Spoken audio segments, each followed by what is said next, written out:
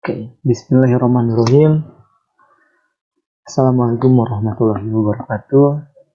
Perkenalkan, nama saya Rifki Zainuhak dari angkatan 2019. Sebelum masuk ke topik pembahasan, saya ucapkan terima kasih banyak kepada Divisi Akademik IMAPA FEB Unpad periode 2022 yang telah memfasilitasi kita semua untuk bisa sharing bersama terkait mata kuliah PPN dengan topik penyerahan non-JKP dan dasar pengenaan pajak PPN.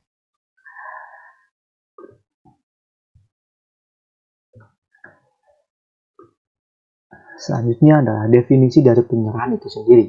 Penyerahan adalah perjanjian yang meliputi jual beli, tukar menukar, jual beli dengan angsuran, atau perjanjian lain yang mengakibatkan penyerahan hak atas barang atau jasa.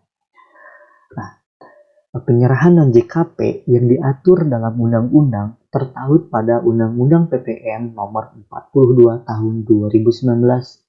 Maksud saya pada tahun 2009 pada pasal 4A ayat 3.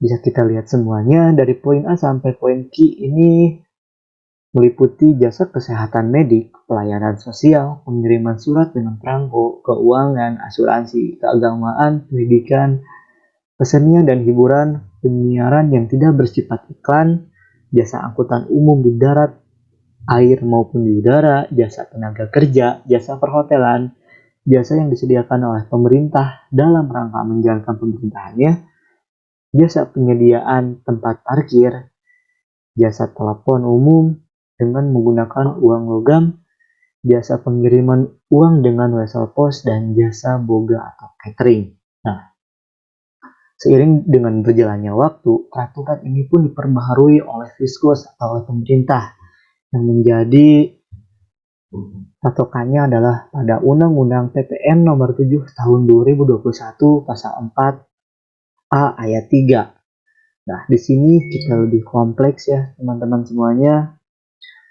Ada beberapa yang dirubah dan beberapa ada yang dipertahankan, seperti jasa pendidikan, jasa asuransi, jasa keuangan yang menjadikan hal tersebut menjadi JKP dari non-JKP menjadi JKP. Nah, dan di sini juga ada beberapa hal yang masih diterapkan menjadi non-JKP.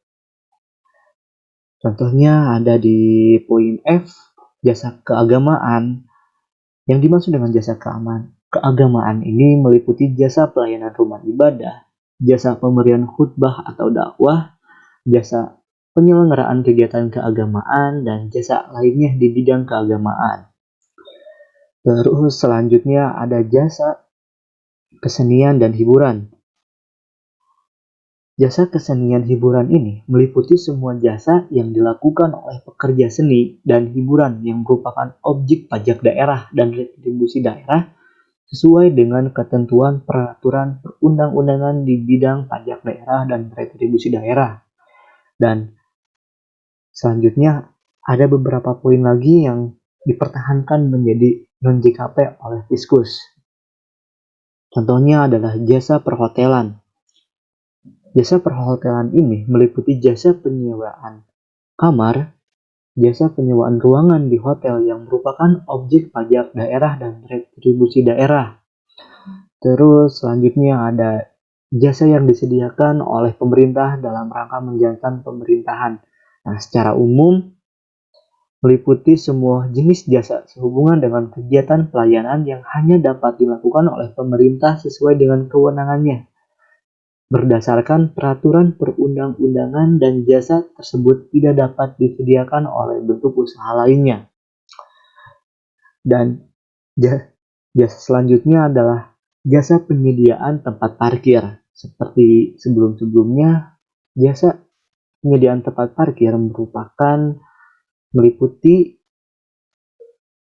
jasa penyediaan atau penyelenggaraan tempat parkir yang dilakukan oleh pemilik tempat parkir atau pengusaha pengelolaan tempat parkir kepada pengguna tempat parkir yang merupakan objek pajak daerah dan retribusi daerah sesuai dengan ketentuan peraturan perundang-undangan di bidang pajak daerah dan retribusi daerah.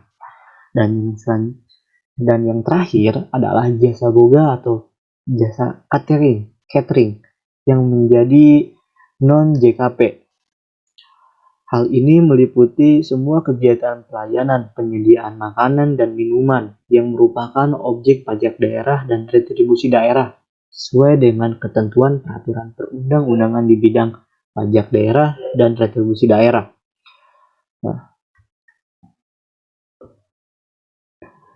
Nah, sama halnya dengan dasar pengenaan pajaknya.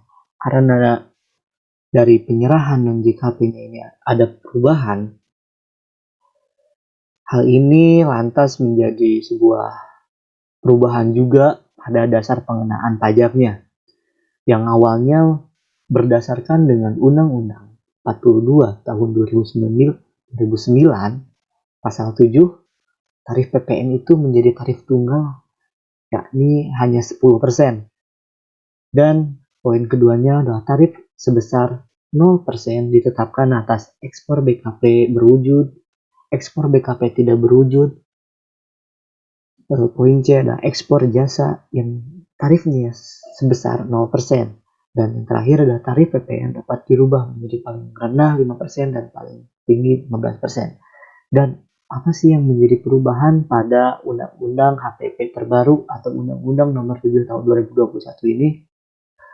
Yakni yang pertama adalah tarif PPN ini akan terus ada perubahannya ya, bisa dilihat oleh teman-teman semuanya.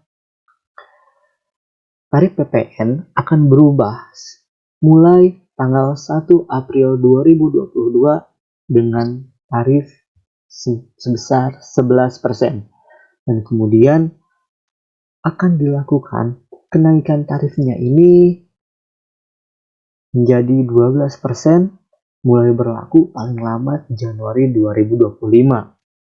Nah, selanjutnya terkait poin nomor 2, yakni tarif sebesar 0% ditetapkan atas A. Ekspor BKP berwujud, B. Ekspor BKP tidak berwujud, C. Ekspor jasa. Nah, yang dimaksud dengan hal tersebut yakni adalah PPN yang dikenakan atas konsumsi BKP atau JKP di dalam daerah pabean. Oleh karena itu, atas ekspor BKP atau JKP untuk konsumsi di luar daerah pabean dikenai pajak PPN dengan tarif 0%. Pengenaan 0% ini tidak berarti pembebasan dari pengenaan pajak pertama nilai. Dengan demikian, pajak masukan yang telah dibayar untuk memperoleh barang kena pajak atau BKP ataupun jasa kena pajak yang biasa kita singkat JKP yang berkaitan dengan kegiatan tersebut dapat dikreditkan. Dan yang dimaksud dari pasal 7 ayat 3 terkait tarif PPN dapat diubah menjadi paling rendah 5% dan paling tinggi 15% adalah berdasarkan perkembangan ekonomi dan atau peningkatan kebutuhan dana untuk pembangunan, tarif PPN dapat diubah menjadi paling rendah 5% dan paling tinggi 15%. Dan yang terakhir adalah perubahan dengan peraturan pemerintah dibahas dengan DPR dalam APBN. Yang dimaksud dengan DPR ini adalah alat kelengkapan DPR yang bersifat tetap, yaitu komisi yang tugas dan kewenangannya di bidang keuangan, perbankan, dan perencanaan pembangunan. Nah, hal tersebut terkait perubahan-perubahan yang terjadi pada undang-undang perpajakan ini tidak lepas dari fungsi regulasi dan fungsi budgeter, karena perpajakan ini sifatnya dinamis yang mengikuti perkembangan ekonomi atau geopolitik yang ada di Indonesia dan luasnya di global, pasar global. Nah, kenapa ada beberapa perbedaan? Ada yang jasa jasa kesenian dan hiburan masih ditetapkan dengan JKP, kenapa jasa keagamaan masih diterapkan dengan JKP, dan kenapa jasa pendidikan, jasa asuransi, jasa keuangan ditetapkan menjadi jasa JKP atau bisa dikenakan pajak itu karena untuk meningkatkan penerimaan negara. Karena di sini seperti yang kita tahu semua, fungsi dari pajak itu adalah fungsi regulasi. Ini berarti pemerintah ingin dengan menambahkan objek pajak baru dapat meningkatkan penerimaan negara. Dan selanjutnya, kenapa PPN atas ekspor ini di 0% kan? Bisa dibilang ini adalah upaya pemerintah untuk meningkatkan UMKM di Indonesia untuk bisa melakukan ekspor ke luar negeri. Dan kenapa tarif impor ini dikenakan atas PPN? Yaitu untuk melindungi UMKM yang ada di Indonesia. Hal tersebut merupakan contoh konkret dari fungsi pajak, yakni khususnya adalah fungsi regulasi. Seperti itu mungkin. Oke, karena pembahasannya sudah beres dari awal penyerahan JKP sampai dengan dasar pengenaan pajak. Terima kasih atas perhatiannya. Mohon maaf apabila ada kesalahan atau salah-salah kata. Saya mohon minta maaf. Terima kasih. Assalamualaikum warahmatullahi wabarakatuh.